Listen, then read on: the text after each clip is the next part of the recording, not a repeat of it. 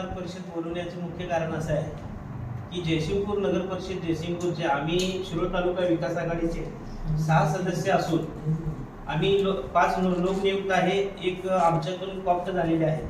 आम्हाला 6 जणांना डावलून आज या ठिकाणी जयसिंगपूर शहरामध्ये शूटिंग बॉल स्पर्धेसाठी मीटिंग 1-2 वेळा मीटिंग बोलवण्यात आल्या व त्याला स्टँडिंग कमिटीतून 5 लाख रुपये निधी वर्ग करण्यात आला.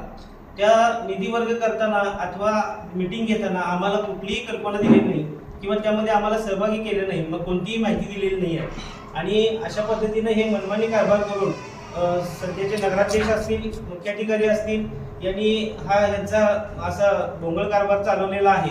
मुख्याधिकारी कार्यक्षम असताना देखील त्यांच्यावर कुठल्या नेत्याचा राजकीय दबाव आहे का व ते त्यामुळे तसे वागतात का? आम्हाला माहिती जरी मागितली कुठल्या कामाची तर अगदी 10-15 दिवस पुढं ताणवत नेतात आणि मग माहिती देतात. त्याचबरोबर आता मी बांधकाम समितीमध्ये सदस्य आहे. बांधकाम समितीच्या अगदी छोट्या छोट्या गोष्टी देखील मी विचारलं तर मला ते लेखी द्या तरच तुम्हाला माहिती देऊ, आणि लेखी दिलं तर कमीत कमी मला 15 दिवस वेळ घालवून मग थोडीफार कुठली तरी माहिती दिली जाते. अशी परिस्थिती आज जयसिंगपूर नगरपालिकेमध्ये आहे. थोड्या दिवसापूर्वी आमची बांधकाम समितीची मीटिंग झाली होती. त्यामध्ये बांधकाम समितीला अधिकार आहेत की 1 लाख रुपयाचे निधी आपण त्यांनी खर्च करायचा अधिकार आहे समितीला. असं असताना देखील मी माझे विषय मांडले होते की 13वी गल्लीमध्ये सरकारी संडास, त्याच्यावर पाण्याची सोय नाही, दारं तुटलेली आहेत, मच्छी मार्केटमध्ये तीच परिस्थिती आहे. असं असताना मला मी परत ते काम केलं नाही म्हणून मी जाब विचारला असता मला सांगण्यात आलं की आपल्या पालिकेकडे निधीचा अभाव असल्यामुळे म्हणजे वसुली झाली नसल्यामुळे आपल्याला ते खर्च करता येणार नाही असं आम्हाला सांगितलं. एकीकडे अशी परिस्थिती असताना मूलभूत गरजेची अत्यावश्यक सेवा पुरवणी गरजेचं असताना देखील आम्हाला सांगितले की निधी नाही, आणि दुसरीकडे शूटिंग बॉल सारख्या स्पर्धेला त्यांनी 5-5 लाख रुपये निधी आम्हाला न विचारता 1 क्षणात निधी दिला जातो. त्याचबरोबर आणखी एक मुद्दा, विक्रमसिंह क्रीडांगण हे आपल्या जयसिंगपुरात पहिलेपासून नावलौकिक असलेलं क्रीडांगण आहे. त्या क्रीडांगणाच्या बोर्डावर यांनी सुशीला दानचंद घोडावत असं नाव यांनी दुसरा फलक आणून लावलेला आहे व त्या ठिकाणी ते नाव पुसण्याचं काम, शाहू महाराजांनी वसवलेल्या गावाचं अस्तित्व संपवण्याचं काम या ठिकाणी कोणते नेते करत आहेत. त्यांची चौकशी होऊन त्या नेत्यांना अगदीच आम्ही धारेवर धरू आणि त्या नेत्यांनी मनमानी कारभार करायचं ठरवलेलं आहे. या गावाला वेटीस धरायचं ठरवलेलं आहे. गावाला अगदी हुकुमशाही पद्धतीने हे इथला कारभार चालू आहे. त्यांना माझं असं सांगणं आहे की गाव काही तुमच्या बापाचं नाही आहे, जयसिंगपूरच्या सर्वसामान्य जनतेचा गावावर अधिकार आहे. तुम्हाला जर का तुमची हुकुमशाही चालवायची असेल, तुमची नेतेगिरी चालवायची असेल तर तुम्ही वैयक्तिक 500,000 एकर जागा खरेदी करा, तिथं गाव वसवा, तिथल्या लोकांकडून कर घेऊ नका. इथली जनता कर भरते, जनतेचा अधिकार आहे. तुम्ही मनमानी कारभार चालवलाय, जनतेच्या पैशाचा उधळण तुमच्या नावलौकिकपणासाठी चालू आहे असं आमचं ठाम म्हणणं आहे. आणि शूटिंग बॉल स्पर्धेसारख्या होणाऱ्या स्पर्धेवर आमच्या शिरोळ तालुका विकास आघाडीकडून बहिष्कार आहे असे मी जाहीर करतो. धन्यवाद. कोणतीच कल्पना पत्रकार नेमका केला तुम्हाला या बातम्या त्यावेळी आल्या होत्या, ज्यावेळी या सगळ्या गोष्टी तुम्हाला माहिती होत्या. एक माझ्या माहितीप्रमाणे अर्धा दिवसापूर्वी हा सगळा प्रयोग झाला. त्यानंतर 2-3 दिवसात तुम्ही पत्रकार परिषद घ्यायला पाहिजे होती आणि त्याचं हे करायला पाहिजे म्हणजे जेणेकरून पत्रकारांना त्यांना प्रश्न विचारता आले. आता काय झालंय,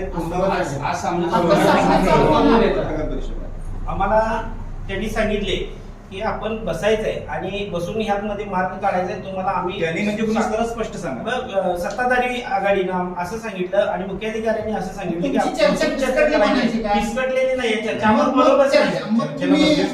बसलेच नाही. आम्हाला म्हणजे आमच्याकडून चूक झाल्या.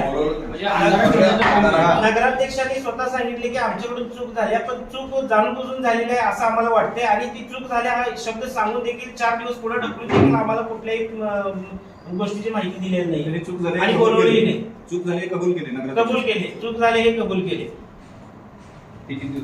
पण असं वारंवार सारखं चुका करतात आणि नंतर म्हणतात चूक झाली. चूक कबूल केली 3 दिवसापूर्वी. 3 दिवसापूर्वी कार्यक्रम पत्रिका पाठवली, पण कुठल्याही नियोजनात आम्ही नसताना, आम्हाला कुठलीही माहिती दिली नसताना आम्ही फक्त कार्यक्रमाला उपस्थित राहावा, नाममात्र आम्हाला फक्त त्याच्यासाठी बोलवायचं, असं कुठं योग्य आहे का? आमचा अधिकार नाही का? आम्ही हजारो लोकांनी मतदान केल्यानंतर आम्ही निवडून आलेलो आहे. म्हणजे आम्ही म्हणजे जनता, हजारो जनता आली त्यामध्ये. तुम्ही जनतेला विश्वासात न घेता तुम्ही स्वतःच्या मनाने कारभार चालवता. तेव्हा मुळात बेस असा आहे, नगरपालिकेच्या इलेक्शन झाल्यानंतर पहिला सुरुवातीला स्टार्टिंगला त्यांनी इथं रस्त्याचं उद्घाटन केलं. पण आम्हाला त्यावेळी सांगण्यात आलं की तुम्ही 5 नगरसेवक प्रोटोकॉल मग 15 जण सत्कार करायला पाहिजे. आम्ही मान्य केलं. रोज जरी आता जर आम्ही जाऊन सत्कार करायला पाहिजे तुम्हाला रस्त्याला बोलू. त्या झाल्या चर्चा झाली बाबा आम्ही आमची भूमिका पहिला सुरुवात भूमिका आमची काय आहे, विकासाला आमचा कुठलाही विरोध नाही.